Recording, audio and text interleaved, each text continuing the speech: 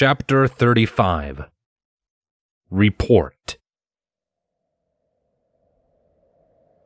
New Cantor Castle was a truly impressive structure. Since its completion a few years after New Equestria's independence was secured, it had stood the test of time, weathering both nature and assault from unfriendly forces. Even in the low light of the moon and the stars, it stood proud as a shining beacon and a symbol, one that announced to the world at large that this nation, that Equestria, new or old, was here to stay. To Silent Edge, however, it was little more than where he got his orders. His eyes wandered over the tall towers and ramparts with an almost bored expression on his face as he searched for his destination. Countless flickering orange lights shined from the various windows or posts along the walls where ponies were yet awake, in spite of the late hour. Every so often a dragon, sentinel, or nightblade could be seen on patrol, be it on the walls, in the grounds, or glimpsed through the windows. None of that mattered to Silent. His destination was very different in appearance to the rest of the castle, and even the rest of New Cantor itself. It would be hard to take seriously in the day, and in the night, it was all but impossible to find if one did not know where to look.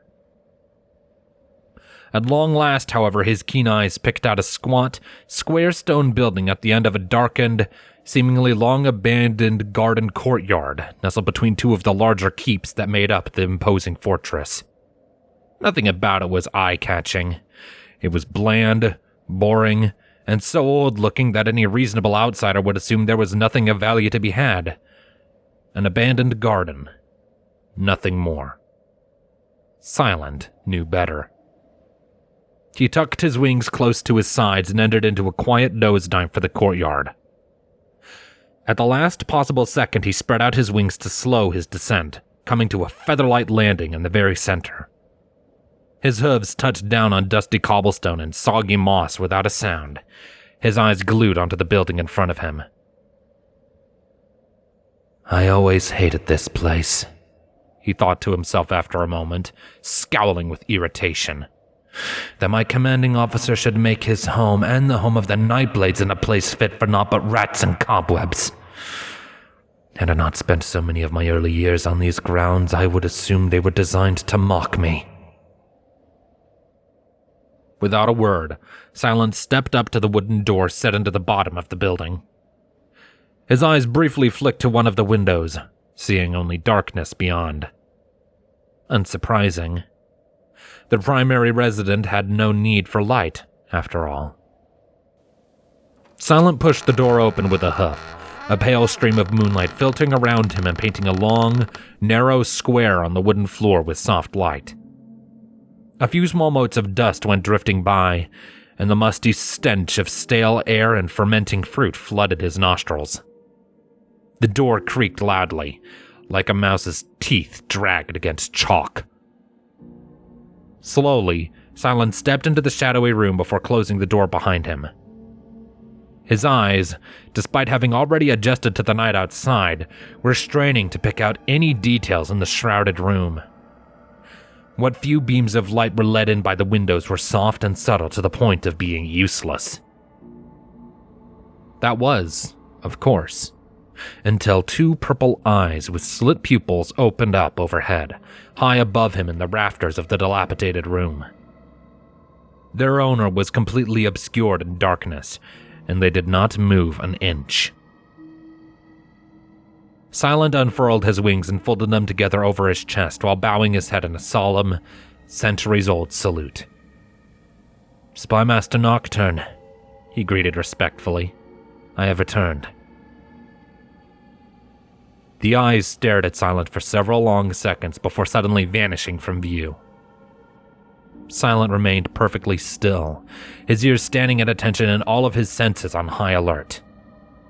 Then, after almost a minute, hoofsteps to his left could be heard. He did not lift his head, however. "At ease, Silent." A silky, silvery smooth voice that hid 1,000 meanings spoke as an off-black pony with large, leathery, bat-like wings stepped into Silent's line of sight.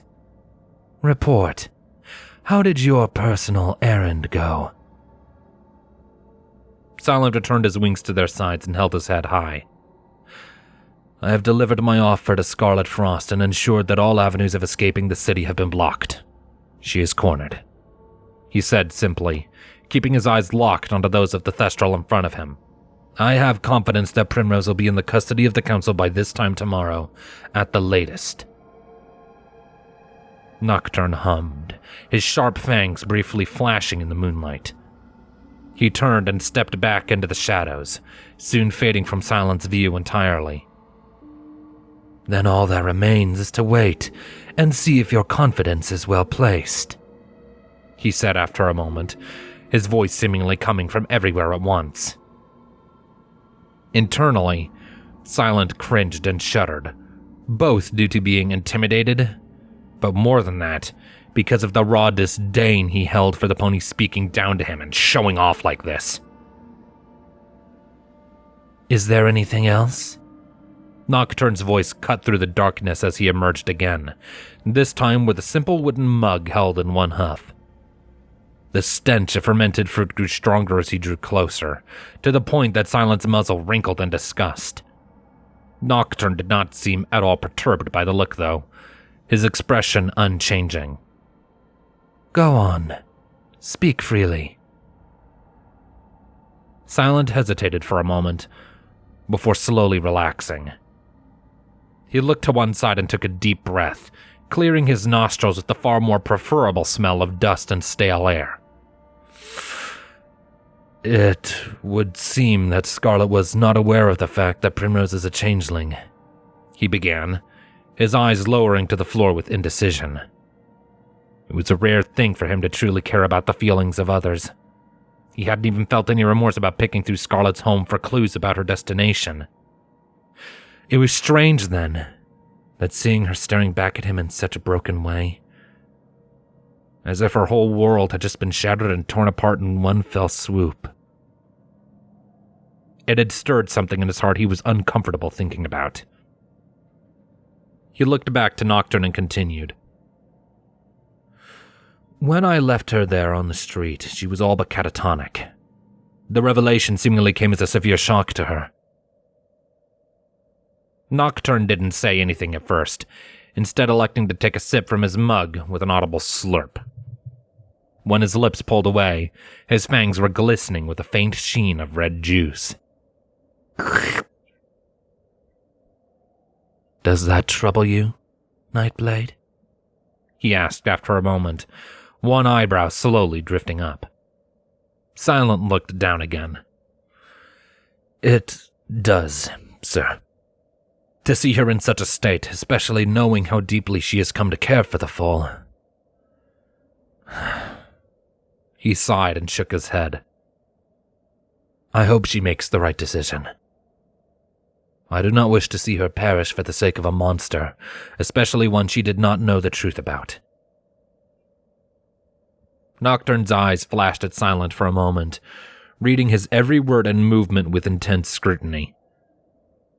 After a few seconds, the spymaster was seemingly satisfied before turning and vanishing into the darkness again. Silent was quiet for a moment, a civil war raging within his thoughts. There was still the chance, however small, that Scarlet would side with Primrose in the end and fight against him. He needed to find some way of mitigating that possibility and ensuring her cooperation. Maybe.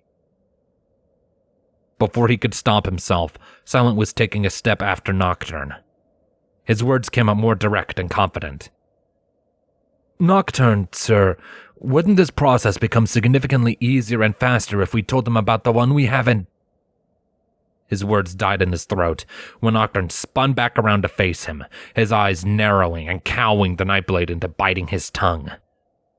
Silent immediately regretted speaking up, his ears folding back. After several seconds of an intense, borderline predatory glare, Nocturne stepped back into the light with a disapproving scowl. Silent Edge, you know full well that such immoral behavior is what cost you your chance at being the spymaster at the end of the war. Silent nodded. The murder of Talon reaches Mad King.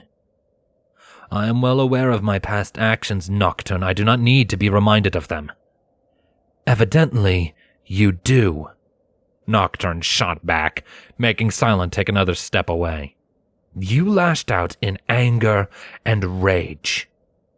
While one could argue that the death of that insane griffin won us the war, in the end, it remains abundantly clear that it was not necessary.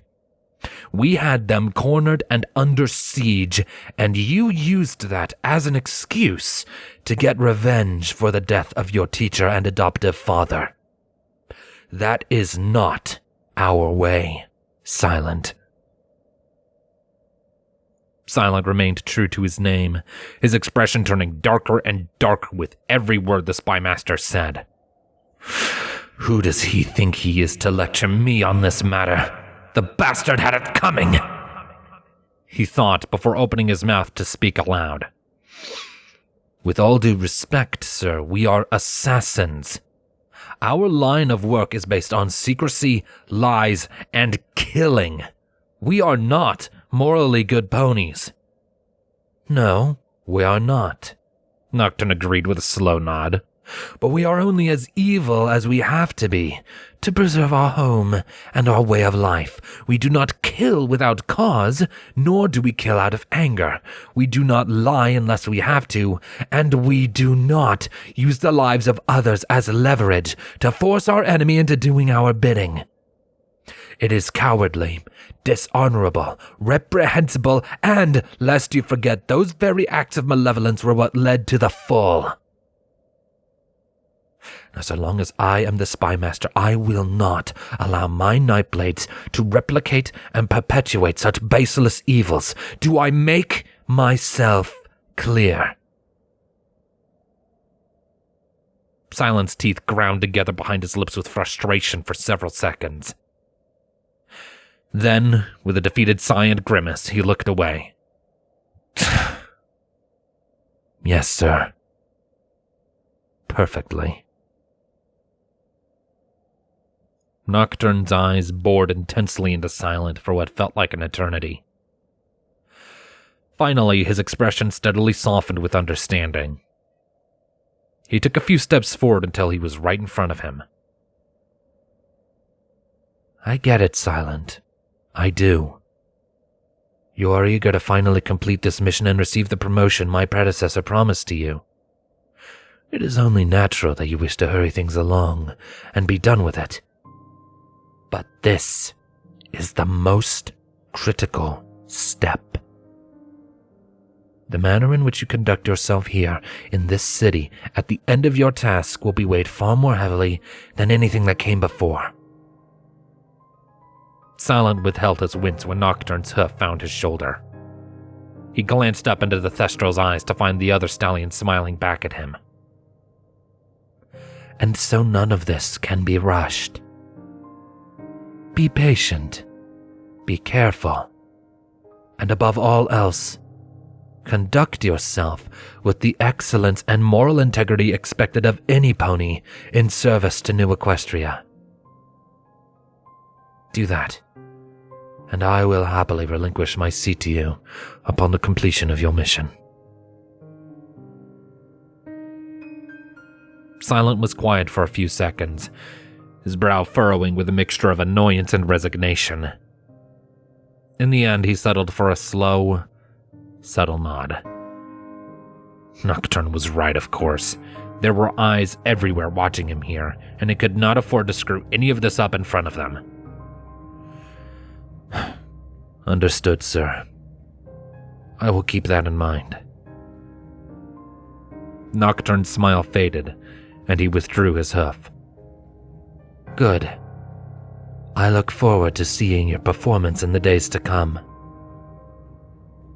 Now go and get some rest, he commanded lightly, turning to walk back into the shadows. Depending on what that old friend of yours decides to do, you will need it. And just like that, Nocturne completely vanished from Silent's senses. The Pegasus took in a deep breath before giving another salute and slipping back out into the cold night. The door clicked shut behind him, and he was left all alone with nothing more than his thoughts to keep him company. The quiet around him dragged on and on. Silent's eyes drifted up to look at the moon, his lips contorting into a grim frown. Scarlet, for both of our sakes, I hope you do the right thing, he whispered to himself. He then lifted from the courtyard on his wings, flying into the air and vanishing from sight between the towers of New Cantor Castle.